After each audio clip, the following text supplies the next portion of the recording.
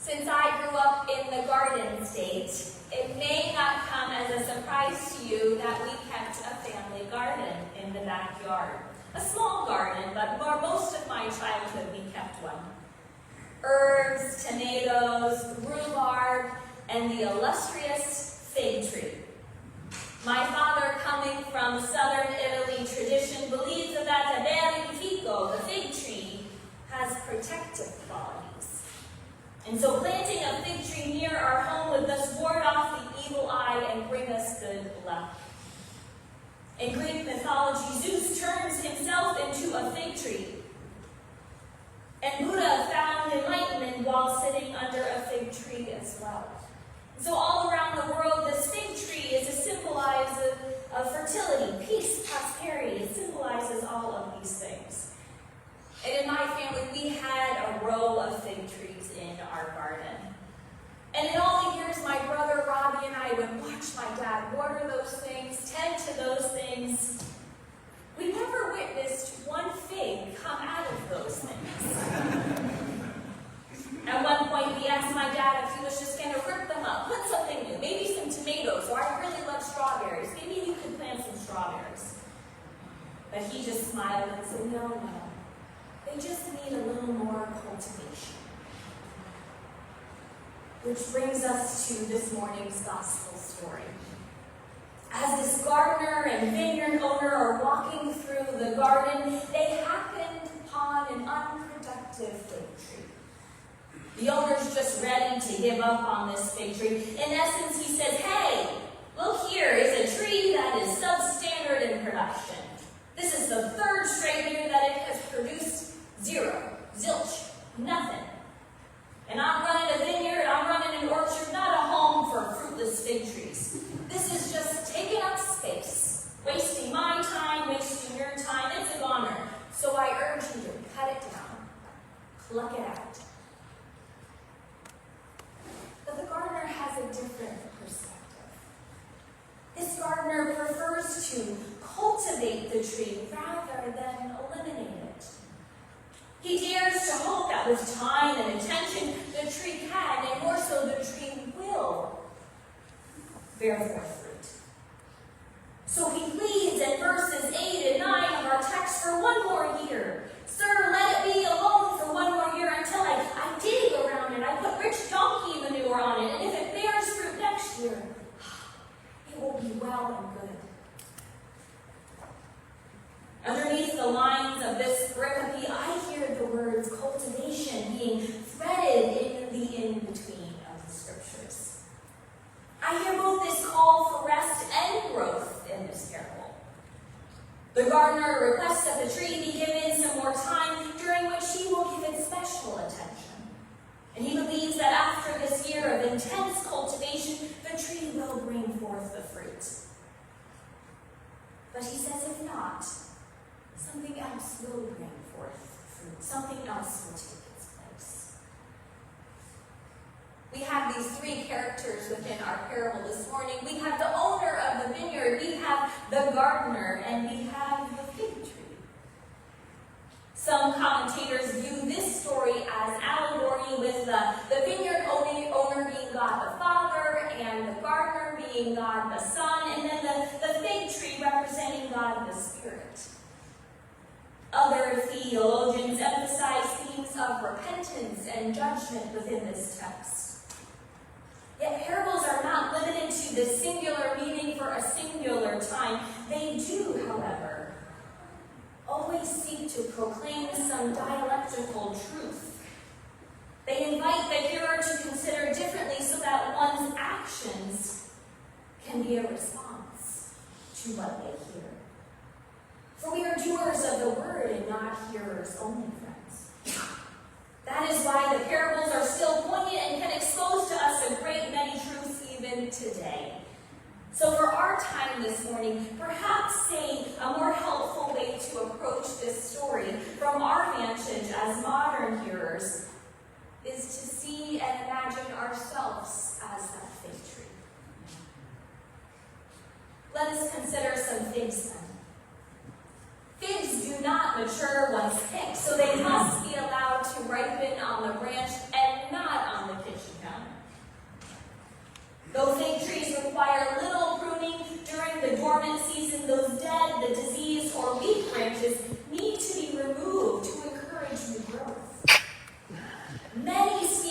of fig trees require 8 hours of direct sunlight. And there's also this waiting and watching of those few, very precious figs to come, to ripen, knowing all the while that those birds and those squirrels are equally waiting and watching for those figs to come. So I encourage you, invest in a net to protect the crop. When a fig tree is not fruiting, it may be the tree's age. It could be from too much nitrogen or an overabundance of water. And many fig varieties have something known as a first crop, or first figs. These are figs that grow at the end of the branches that developed during the previous growing season. They're not as sweet or as large as the second crop or the main crop, but they are equally needed within its growth cycle. It is the resting and the in-between of these two crops that is vital for its sustainability. It's also important to highlight that some species take longer to mature, with 2 or 3 or even 4 years before you see anything come forth. And so hope then must be in the waiting. Patience for the fig tree will not bring forth its fruit right away. The right soil, proper amount of sun, appropriate sustenance, all these things are necessary for it to bring forth life. Speaking on our Lucan parable, the Rev. Jeff Shoes argues Jesus' original agriculturally sophisticated audience would have known that a fig seedling needs several years to bear fruit. They might have even found the owner's question laughable. They would have understood that absence of fruit on the young does not mean a sign of failure. Maturity requires time, care, attention, patience. As humans, our maturity requires likewise time, care, attention, patience. We need the right amount of nitrogen and water to survive, nitrogen playing a crucial role in our various biological processes, and water being crucial for our very bodily functions, our way of survival. So we rely on the vitamin D from the sun and proper nutrition. We need careful cultivation, but most of all, above all, we need rest. We need rest to fully function in that in-between. Tricia Hersey, founder of the NAP ministry, sees rest as a revolutionary way to push back on America's obsession with productivity at all costs. This living into the tension of both and rest and growth, though, friends, is messy. It can be incredibly difficult to be at rest in a world that never stops sprinting, the struggle of worth being defined and measured by what is produced. And though it appears easy, though it should be easy, rest is hard work. Requires us to stop. Requires us to acknowledge our needs. Requires dependency on others. It requires surrender. And as children of God, we rest our whole selves, mind, body, spirit. Rest is not something we find on our job description. It's not part of the curriculum. It is antithetical to our culture and often our very way of life. Do, go. Now list 5 things that you produced this week. We have to leave that time for God.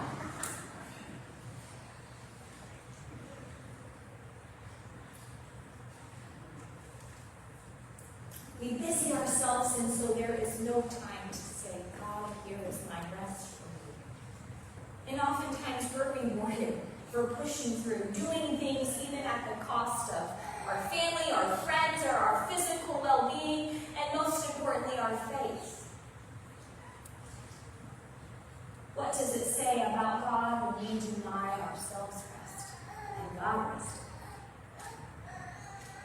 Seeking to encourage those early Christians who were tempted to return to their former way of doing things, the writer of Hebrews explains, so then, a Sabbath rest still remains. Remains for the people of God. For those who enter God's rest also rest from their labors as God did. Let us therefore make every effort to enter that rest so that no one may fall. These early followers of Christ did not always have a healthy relationship with rest. They were on the verge of forgetting to prioritize it, and some had fallen in the struggle of hyperproductivity, trying to outwork or outperform the other.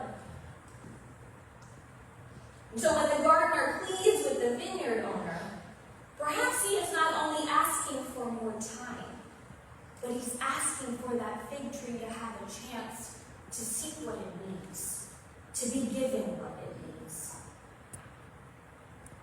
I wonder what restful habits, what we have been seeking, what we are in need of today. What nurturing practices we need in order to thrive so that we may not fall, as the writer of Hebrews proclaims. What can you set aside? What can we give over to be more holistically living into our faith? And though the connotation of rest is often classified as the lack of doing or the absence of action, rest moves us forward to completeness. Faithful resting does not mean doing nothing. Faithful rest connects us with each other.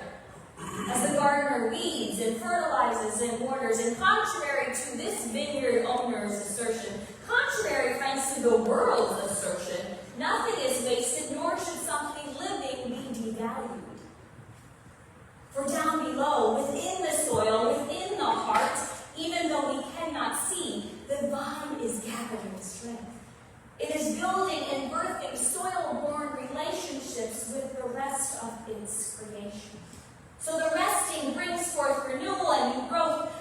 And yet, when we find ourselves finally in that resting space, when we feel that we are rested, we cannot always remain in that state. We cannot live always in a state of rest. The writers of our Lenten series note that the gardener in the vineyard knows the fig tree needs rest and time. But that gardener also knows that eventually that fig tree needs to produce fruit. Both things are true for us, so we are always working for more growth, continually working for growth without honoring the spiritual practice of rest. Burnout is inevitable. And if we remain just in a permanent state of rest, how will we share the fruit of our growth that we've gathered in that time? And so here lies this tension of rest and growth. The tree needs to produce, but it also needs some help to do so. It needs some grace. This is where we find the in-between, the cultivation before the fruit, and the sharing of that cultivation then is where transformation takes place. This is the mystery of our great faith. This is the mystery that lives within inside of us, that working of the Spirit. Just as the fruit is particular to each fig species, God gives us, each of us, unique faith, a unique combination of gifts and talents, of time and opportunity and resources to bear fruit, then that is appropriate to us. You know how special you are. You know your gift. Cultivate the fruit that brings forth that gift to God's life. The fruits of love and joy and peace, and forbearance and kindness and goodness and faithfulness, gentleness and friends, self-control.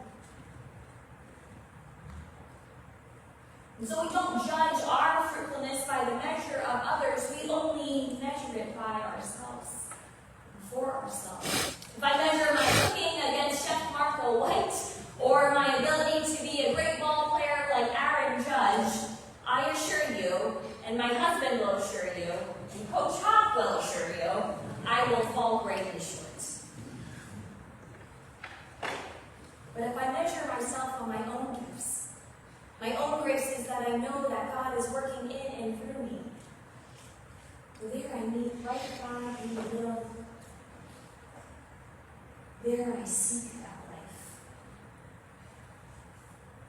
And somewhere in the mystery of each of our knitting of our lives together, and though specific cultivation is unique and varies from person to person, the one doing the renewal, doing the renewing is the same.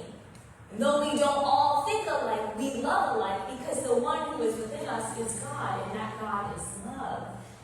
And so love then, love is what guides us to do this. God is the one who transformed the vines and enables our church then to be a place where faith is fostered, community is shared, so that love of Christ is the thriving thread, is the foundation in all that we do. God is the one who gives and calls us to stand up for true rest. So that when the world says burnout's normal, just push through, we proclaim like the psalmist, we will never, and we were never meant to carry it all. When the price of success is a life of stress, we pivot knowing that being totally overwhelmed was not part of our assignment that the Gospel of Matthew proclaimed for us. And friends, when we fall prey to this thinking that exhaustion is just a part of living in this area, we remember the living command of the people out of Exodus that the rest that they needed, it wasn't an option. It was demand. Come to me, all you who are weary and carrying a heavy burden, and I will give you rest. Take my yoke upon you and learn from me. For I am gentle and humble in heart, and you will find rest for your souls. For my yoke is easy and my burden is light. This resting is for the work of our hands, but more so it's for the work of our hearts. What we carry on the daily, God knows that. God knows the weight of the past that we have lived. God knows our cultural expectation, our grief, our caregiving, our parenting, our supervising, or trying to get it right. Our being present, or just trying to have a smile when all we want to do is cry, or bearing a burden upon burden upon burden. And God says, stop. I will give you rest. Come to me. Know that I am God, and as an act of love, I tell you to give me your work. Dwell within the shelter of the Most High. Abide in my shadow. This Lucan passage encourages us then to reject decisions of doing more at the cost of what? The cost of ourselves? It prompts us to consider, to stop, rest, listen. And here's the tension, to wait in the in-between.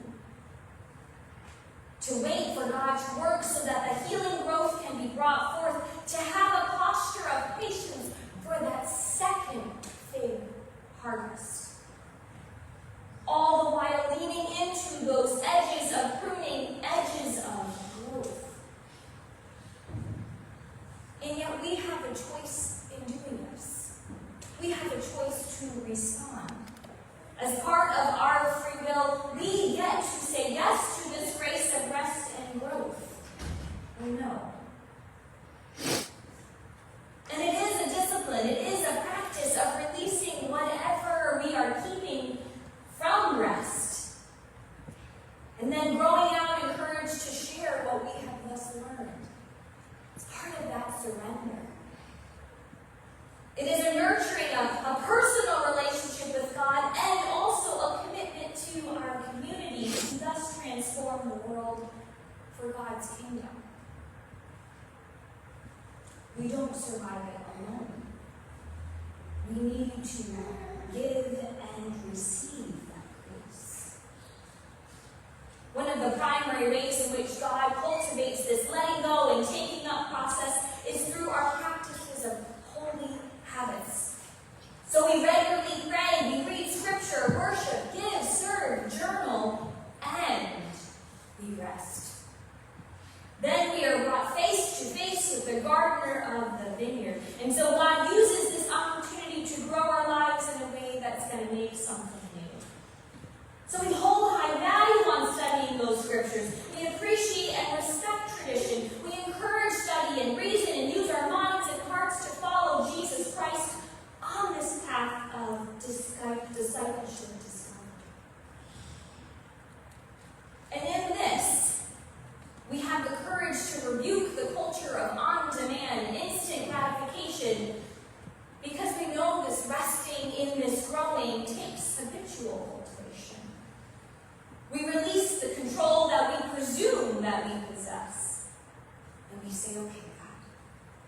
in a resting.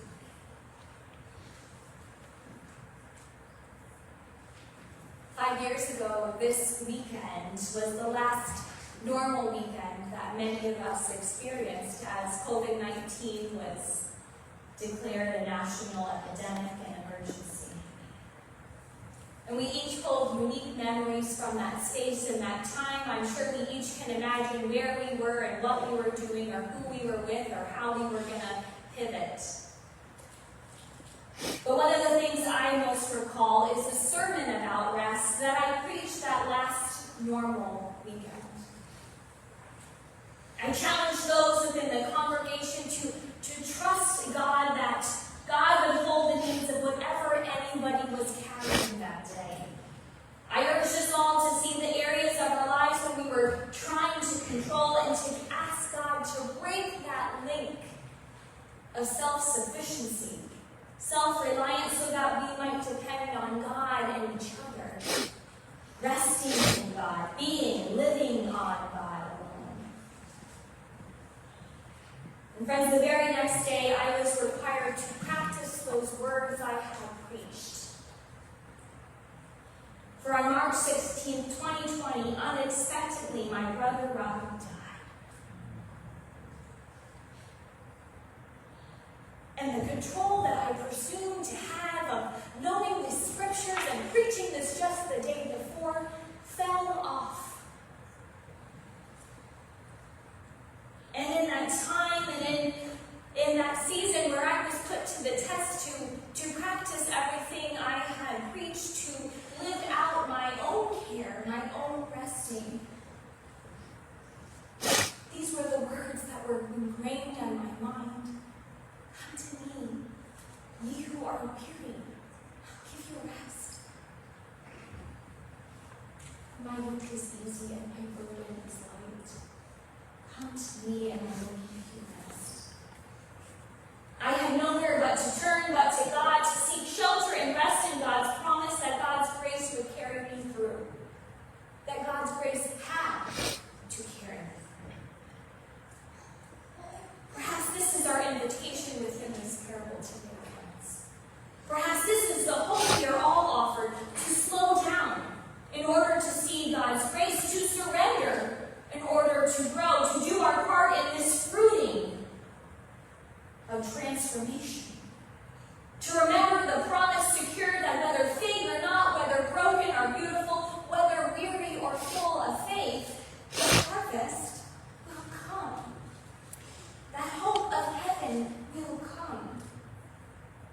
This is the good news within this. This is the good news of God's patience and mercy and love at work within us as long as life endures, as our song today said.